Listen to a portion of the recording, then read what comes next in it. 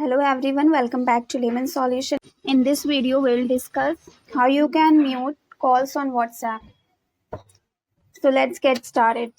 For this, you need to head to WhatsApp, three dot option at the top, settings, now notifications,